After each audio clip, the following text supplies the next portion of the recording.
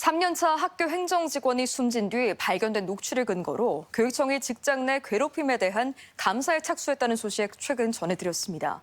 A씨가 근무하던 이른바 2인 행정실이 폐쇄성은 물론 과중한 업무로 신입 직원은 감당하기 힘든 환경이라는 지적이 제기되고 있는데요. 이미 단체 협약으로 제한을 뒀지만 현장에서는 잘 지켜지지 않고 있습니다. 허연호 기자입니다.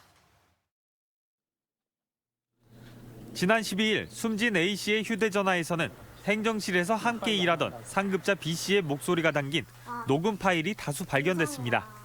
소규모 학교인 탓에 행정실에서는 숨진 A씨와 B씨 단 2명이서 근무해 왔는데 A씨에게는 초임 근무지였습니다.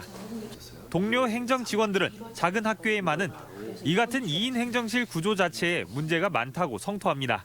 예전에도 저도 그런 비슷한 경험이 있었고 나 힘들다 도움을 처할 수 있는 구조가 아니거든요. 만약 그런 폐쇄적인 공간에서 단둘이 근무하는 상황에서 갑질을 하면 폐쇄성도 문제지만 380여 종이 넘는 업무를 30여 개가 넘는 사이트에 일일이 접속해가며 처리해야 할 정도로 업무량이 많아 신입 직원이 감당하기에는 어렵다는 지적이 이어져 왔습니다.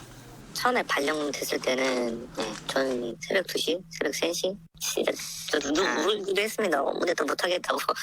제 인수인계 봤는데 예전에 생각했던 학교 업무가 아니더라고요. 전에 있는 신규부는 그랬대요. 옆에서 보고 있으면 혼잣말로 막 이렇게 하고 있었대요. 할 수 있다, 할 수 있다.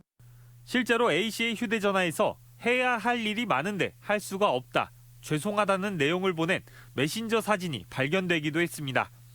사진이 찍힌 시각은 퇴근 시간이 한참 지난 저녁 9시 54분경이었습니다. 나는 가중도 당연한 거지만 그걸 떠나서 내가 그냥 할 수 없을 것 같다. 이른바 2인 행정실의 과중한 업무는 처음 나오는 이야기가 아닙니다.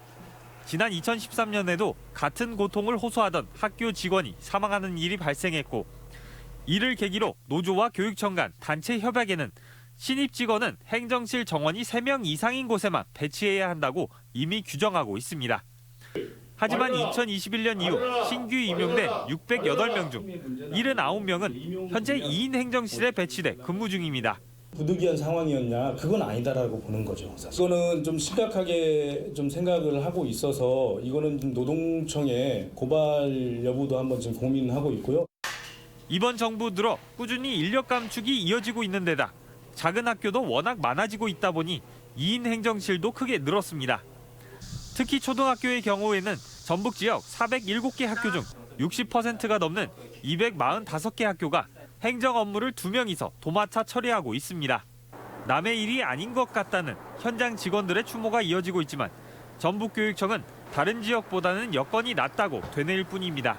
단협에서도 그 규정이 있잖아요. 부득이한 경우는 예외로 할 수 있다는 부분이 있거든요. 신규 공무원이 아닌 공무원들로 배치를 했을 때 결혼 자리가 생길 수밖에 없어요.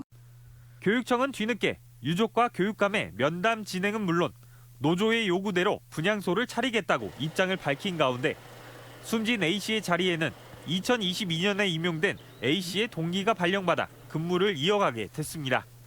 MBC 뉴스 허연호입니다.